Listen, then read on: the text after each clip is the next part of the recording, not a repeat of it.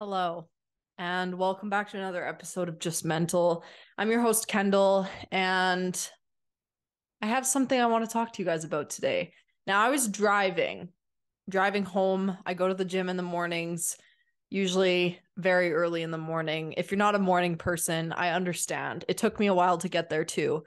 But I was driving home from the gym. I just picked up my coffee. I tend to do a lot of thinking when I'm driving. And so you can imagine that these thoughts that I'm having and these conversations that I'm exploring in my head during these times are quite deep, as they normally are.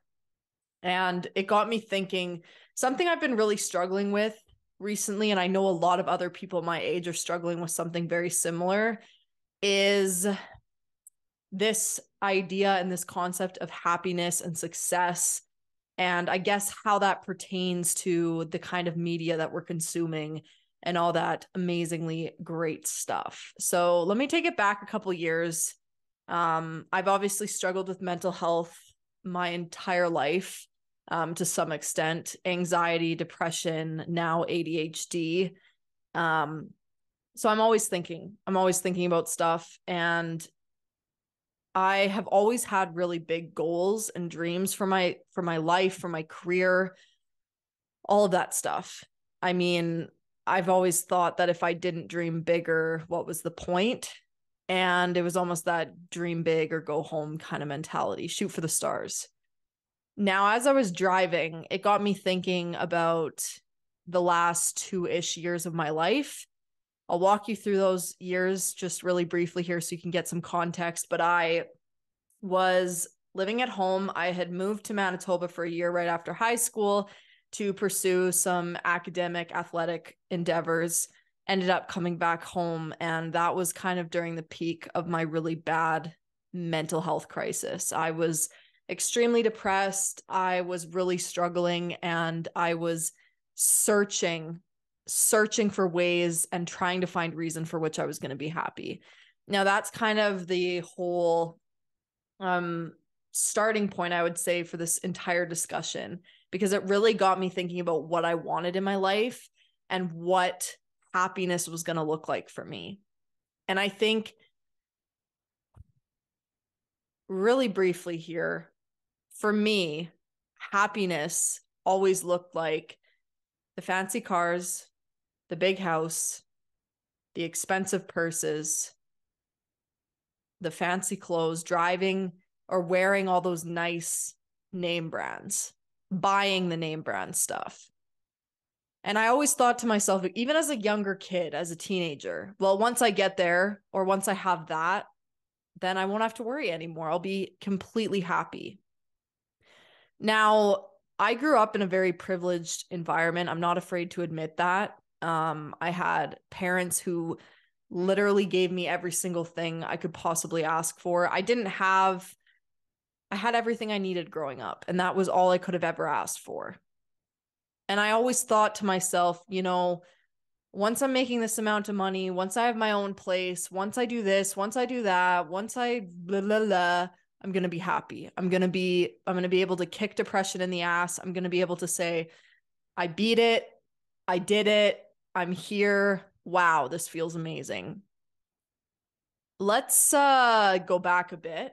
So when I first started out in my career that I'm in now, which is like social media, marketing, all that kind of stuff, I didn't really have expectations for how it was going to go. It quickly picked up. It was a lot of hard work. And I think if anyone has been a business owner, you can relate to that aspect of it, but you wouldn't really want to be doing anything else, so to speak. But that was when my dreams and my aspirations started to get a lot bigger. And at that time, I was still struggling with a lot of stuff.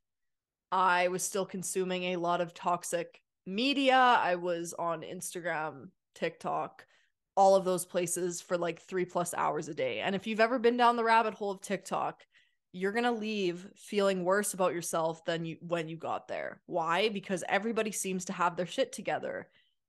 And I could go on and on and on and on about what a highlight reel social media is, and that you can't compare yourself to the 1% of people on there that have their shit together.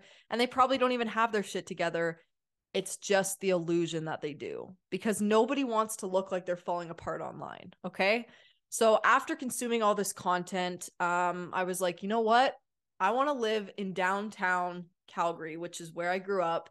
I want to have an apartment. I want to have these big floor to ceiling windows. And before I go any further, I want to make sure that people understand that I am not telling you that having big goals and aspirations is a bad thing. Aspiring to be wealthy, aspiring to be financially free, aspiring to have a big house or drive a fancy car is not a bad thing.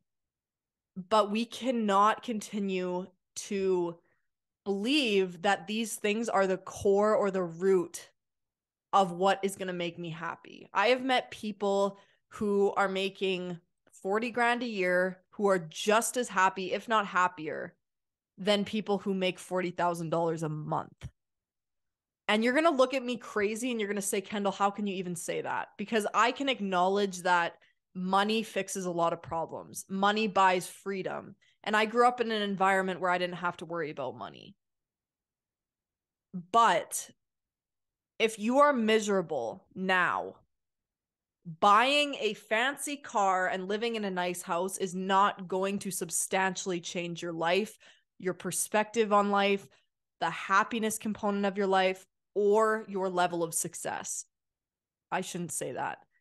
Your idea of the perfection of success, because I think we have tied this perfect vision of success, and in a lot of people's minds, that is the stereotypical driving a Lamborghini up to a mansion with a husband with a fancy engagement ring on your hand, a bunch of kids. Like, that is internally what I have always perceived success to be. And I think when it becomes a toxic thing is when we start to tie that perfectionist idea of what success looks like to what we know happiness will be. Because I can tell you from personal experience that I was working a minimum wage job at a gym, and I wouldn't say I was unhappy. It wasn't what I wanted to be doing forever, but I was definitely like content with where I was at.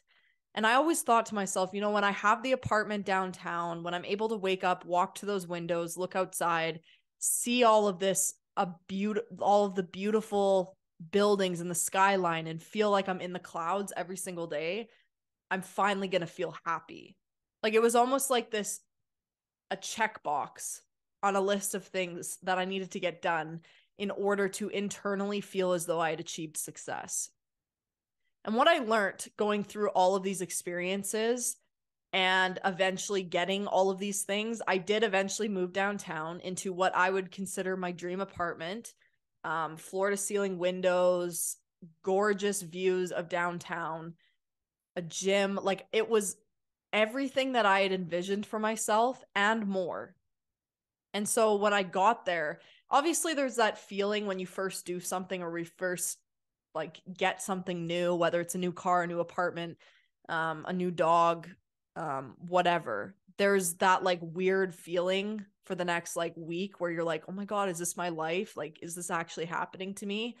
And in my opinion, it honestly breeds this false sense of I did it. I made it. I'm finally happy.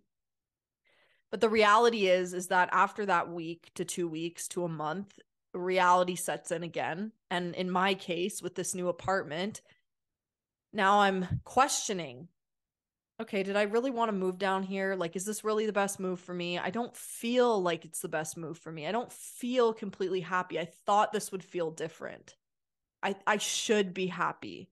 That was a question that I asked myself a lot. Why am I not happy? I literally have everything I wanted. Why is this not making me happy? And I think that's the important question that I'm trying to get at here, is that we have conditioned ourselves to believe that our ideal version of happiness and what happiness looks like for us is completely tied to external factors and materialistic items like the fancy cars, the fancy houses, the fancy clothes. And I can tell you that those things feel great to have, but does money buy happiness? Can money buy happiness? I think fleetingly it can. I think money can solve a lot of problems. Money could solve all the problems in the world, probably. But the problem is that we often set ourselves up for failure by conditioning ourselves to believe that that's the only way to be happy. And for me, especially, I got really stuck in a rut where I was like, okay, what's the next thing? What's next? Because this didn't work. How can I be happy now? Because I got the apartment I wanted. I'm living where I want to live. And for so many years, I was conditioning myself to believe that that was going to be the magic key component to kicking my depression, to feeling completely and 100% at ease with my life, gratitude, whatever came with that. I was just waiting for that euphoric moment to happen, and it never did. And so automatically, having done it for so many years, I'm like, okay, what's next? We need the dog. We need the husband. We need the house outside the city, a bigger house. Because if I move into the bigger house where I can have my dog, like everything is going to be so much better. At least that's what I believed. And I want to be the first person, you've probably heard this before, but if you do not sit with yourself and settle what is going on at any current stage of your life, moving or doing something different, moving different is not going to drastically change your life. It's not. I can say from personal experience that me moving in with the dog, it definitely made me happier. But again, there was this unanimous feeling within myself that I had not achieved enough, and this was not enough. And I think that's the problem with our society, is we've been so conditioned, or we're conditioning ourselves to believe that if we're not constantly trying to do something, we're outdoing ourselves constantly. If you're not trying to outdo yourself consistently, then you're a failure.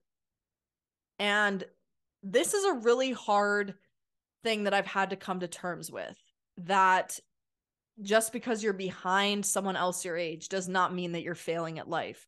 Just because you don't have everything that you feel like you should have at this point in your life doesn't mean you're failing at life.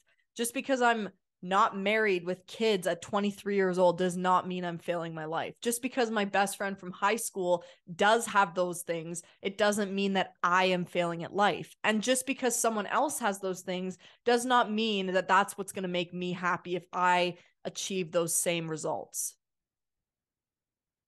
We are so conditioned to looking outside of ourselves to find happiness and to find success.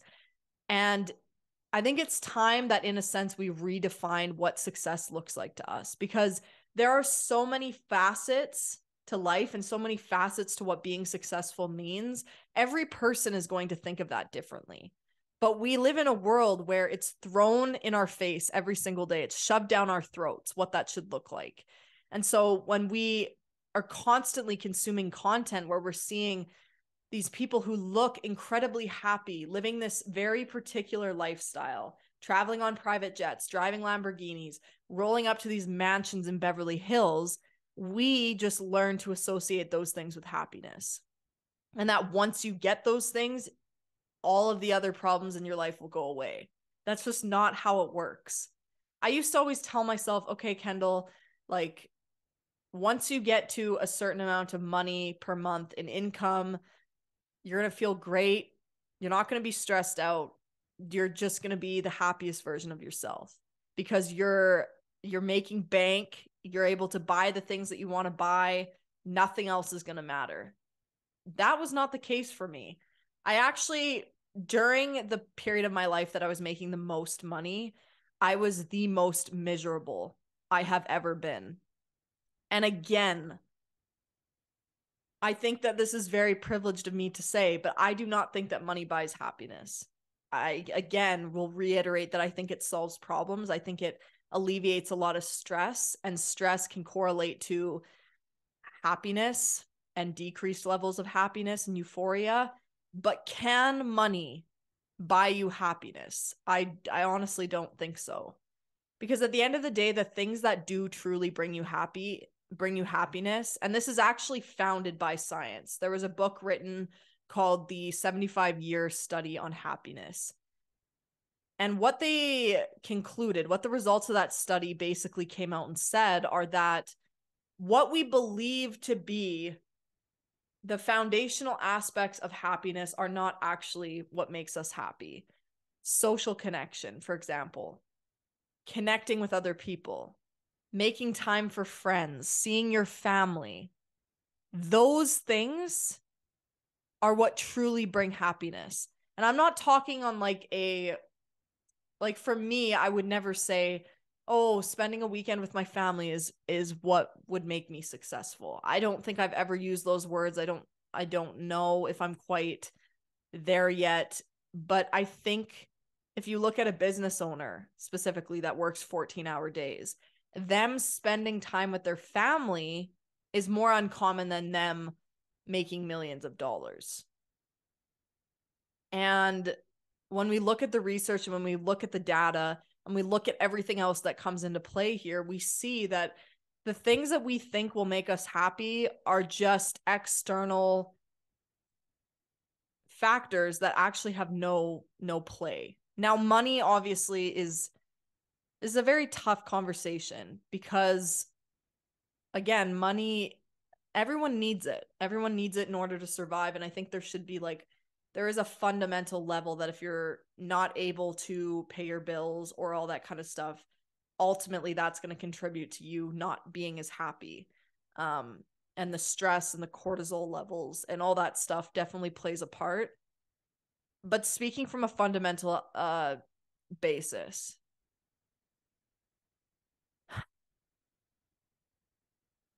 I just want to encourage people that if you feel like you're stuck in your life, if you feel like you're not successful by any which way or standard, I want you to remember that you are not behind. You are not behind anyone. There are literally billions of people in the world. And so I can guarantee you right now that someone else is going through the feelings that you are experiencing right now. I can tell you right now that as a young 20-year-old, I have spent more of my life feeling confused and what's the right word? Left behind. Like I'm missing something almost. Like my life, a lot of the times, even when I had the career that I wanted, making the money that I wanted, it just felt like there was something missing. And that I needed to reach for the next best thing. I needed to outdo myself. I needed to make an extra $5,000 a year. I needed to do this. I needed to buy a new car. I needed to move into a bigger house. I needed to have a yard for my dog. I needed to do all these things. If I could walk my dog in the city every day, like that would make me happy. We put so much pressure on the external appearances, keeping up with the Joneses, that we're losing sight of what actually matters. And what actually matters is how you feel in here. Because you can have the fancy car, and I know people who drive really nice cars, who live in really nice houses, that struggle on a daily basis of feeling like they are not enough and feeling like they could be doing more. And again, I don't think it's a bad thing to aspire to be something better, to aspire to have nicer things. That is not a bad thing. But when that becomes the sole foundation of what you feel is going to make you happy, that's where I think the toxicity lies. And when we're consuming content every single day, and I can tell you for a fact that I've consumed more than enough of my negative, and it's not that people are trying to be negative, but let's be honest, money and the appearance of money is what sells. There's this exclusivity factor in marketing that you want what you can't have. And I think social media combined with this feeling of just not feeling like we're getting enough done. I struggle with that daily. Like, am I doing enough? Am I doing enough to get to where I want to go? Am I successful? Am I truly happy? And happiness, I think online, we have started to normalize what happiness looks like from an exterior perspective. And when you look at someone on Instagram and they have these picture perfect lifestyle images on their feed, you look at them and you say, oh my gosh, what a life that would be. Like, imagine how much happier I would be if I just had all those things. Imagine if you put as much effort into thinking about how you could be happier with materialistic things as you could if you focused on the internal shit. For example, sitting with yourself, meditating. When was the last time you went out and you just sat with your friends and you talked? Because I can guarantee you, and I'm speaking from personal experience, every single time I go out with someone that I really, truly love, admire, respect, and I sit with them for even just 2 hours and we have a conversation and we talk about life, I leave there feeling completely regenerized and just with this new perspective on life. Social connection is vital. And that's not me saying that, again, you don't have to work hard to get what you want, but you should have balance. And I've really had to learn these things the hard way because I was that girl that was sitting there asking myself, what do I have to do to be as happy as those people that I see? What do I have to do to achieve that level of success? Well, first of all, what does success even look like to you? And second of all, what does happiness look like? I don't think a lot of us know the answer to that, especially young people. I don't think we honestly know what happiness looks like to us because we haven't experienced enough of life to know that. But if you're listening to this episode right now, I just want you to know that you're not alone. There are so many times a day where I'm like, what the fuck am I doing? Am I doing the right thing? Am I ever going to be happy? And I have to sit down and I have to remind myself that, Kendall, life is a marathon, not a sprint. And just because I don't have what Becky and Jared have doesn't mean that I am doing something wrong or I'm behind or I need to, like, it doesn't mean anything. Just because someone is doing something that you perceive to be better than you, it does not have a direct impact on you. It does not influence your life. It might give you motivation, but it does not directly impact you. There's that old saying that you should just stay in your lane. And that sounds very harsh for a conversation like this, but I encourage you with horses. Sorry, this is very off track. With horses, when they're in a parade or they're doing their job, they have blinders on. And the blinders are to help them stay concentrated on what's ahead, not what's behind, what's beside, anything. I encourage you to put your blinders on just for a second, whether that's blocking out social media, taking some time every single day to just sit with yourself. I encourage you to do something like that. Connect with some friends, go out, just try to sit with the fact that you do not have to rush through life and you are not alone in how you are feeling. There are millions of 20-some-year-old people, early 30s even, sometimes people older than that are experiencing feelings of, I'm not good enough. I'm not doing enough. I'm not successful enough. Maybe if I just do this one thing, just sit with yourself. Sit with yourself and try to figure out what it is that you truly need and what you truly want. Because I can guarantee you, everybody's idea of happiness and success is not likely the same thing. And it just takes a second to find it. But don't put the pressure on yourself to know what that is right now. Because life is way too short to be stressed out 24/7. And I had to learn that the hard way. I believe that you will end up where you're supposed to be when you're supposed to be there. And I encourage you all to just take a step back and, at least for today, be grateful for something other than a materialistic thing. Your health, your ability to move, your family, the love that you have for yourself and the appreciation that you have for yourself. Just do one thing. Be kind to yourself, because you're stuck with you for the rest of your life. And you know how it feels to be with someone that you don't like. So be nice to yourself. Be kind. It doesn't cost anything. And I promise you it will change your life.